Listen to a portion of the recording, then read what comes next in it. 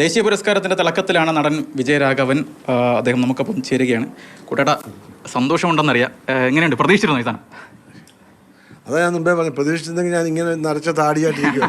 ഞാൻ നല്ല ഡൈ ഒക്കെ അടിച്ച് ഇങ്ങനെയൊന്നും അല്ല ഞാൻ നിൽക്കുന്നത്. എല്ലാം എടുക്കാനായിട്ട് നിന്നേനെ. ഇപ്പം ഞാൻ വന്ന വഴിക്ക് അറിഞ്ഞത്. സന്തോഷമുണ്ട്. പിന്നെ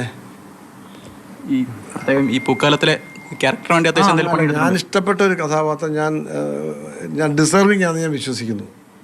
ഈ ഇങ്ങനെ ഒരു കഥാപാത്രത്തെ കിട്ടിയതുകൊണ്ട് എല്ലാ കഥാപാത്രവും ഒന്നും നമ്മൾ ഇഷ്ടപ്പെടുന്നതല്ലോ. പിന്നെ പ്രൊഫഷൻ്റെ ഭാഗമായിട്ട് എല്ലാ കഥാപാത്രവും അഭിനയിക്കും. പക്ഷേ ചില കഥാപാത്രങ്ങൾ നമുക്ക് ഈ മനസ്സിൽ പിടിച്ചതെന്ന് തോന്നുന്നില്ലേ, അങ്ങനെ എനിക്ക് ഏറ്റവും ഇഷ്ടപ്പെട്ട കഥാപാത്രങ്ങളിൽ ഒന്നാണ്. പലതുണ്ട്, അതിലൊന്നായത്.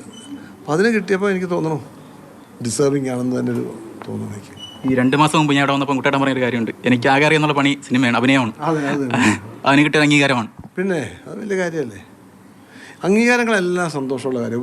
ഒരു കൊച്ചുകുട്ടി ഒരു പൂച്ചെണ്ട് തരുന്നതും ഈ പറഞ്ഞ നമ്മുടെ പ്രസിഡന്റ് തരുന്നൊരു അവാർഡും എല്ലാം നമ്മളെ ഏറ്റവും കൂടുതൽ പ്രചോദിപ്പിക്കുന്നതല്ലേ. അതൊന്നുമല്ല പ്രേക്ഷകൻ സിനിമ കണ്ടിട്ട് ചേട്ടാ ഗംഭീര കലക്കി എന്നൊക്കെ പറയുമ്പോൾ അതൊക്കെയാണ് നമുക്ക് കിട്ടുന്ന ഏറ്റവും വലിയ പ്രചോദനം. പിന്നെ ഈ പറഞ്ഞ ഓരോ കഥാപാത്രം കഴിയുമ്പോൾ വീണ്ടും അതുപോലെ ആവരുത്, മറ്റൊന്നാവണം അടുത്ത കഥാപാത്രം എന്നുള്ള രീതിയിൽ ചിന്തിക്കുകയൊക്കെ ചെയ്യുന്നത് പ്രേക്ഷകനോടുള്ള നമ്മുടെ കമ്മിറ്റ്മെൻറ്റാണ്. ഭാര്യ എൻ്റെ ചേച്ചി കൂടെ കൂടി ചേരുകയാണ്. സന്തോഷമായോ? ഭയങ്കര സന്തോഷം.